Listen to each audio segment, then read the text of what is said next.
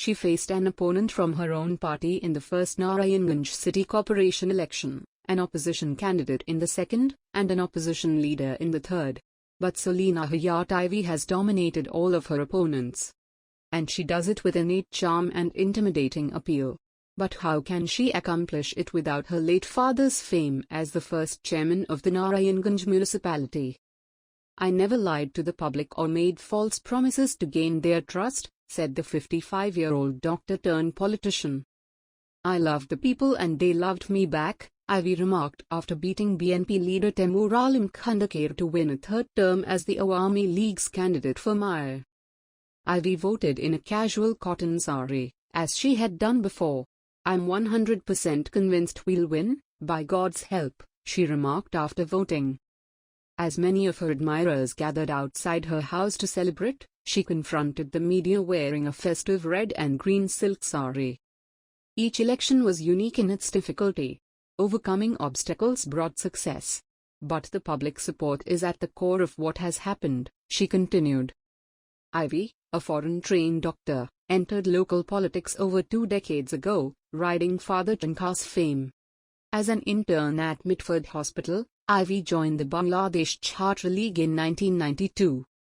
Following her education in New Zealand, she joined the 200-bed Narayanganj Hospital in 1994. Her spouse Qazi Hassan Hayat remained in New Zealand. Her Narayanganj Awami League involvement started in 2002 with a local election. She kept the Awami League together in Narayanganj under the BNP Jamaat-e-Islami administration from 2001 to 2006.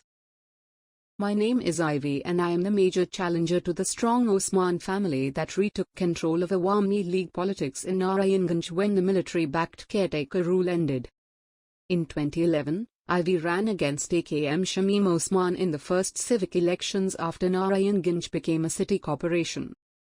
Taimur had originally been supported by his party, but on election day he joined the central leadership in boycotting the vote. Despite the fact that political parties couldn't directly nominate candidates, key Awami League officials backed Shamim. Ivy humiliated them by nearly 1 lakh votes. 5 years later, the BNP ran loyal politician Shakawat Hussain. Ivy, running on an Awami League ticket, won by approximately 80,000 votes. Her winning margin was roughly 67,000 this time. The turnout was 50%, or 250,000 voters. Shamim stated he voted for the Awami League candidate, ignoring Ivy's name. When Ivy's early results placed her on track, a reporter inquired whether Shamim congratulated her. "Maybe he will," Ivy said coldly. The huge margins of her triumphs allowed her break from her father's shadow and carve her own position in political mythology.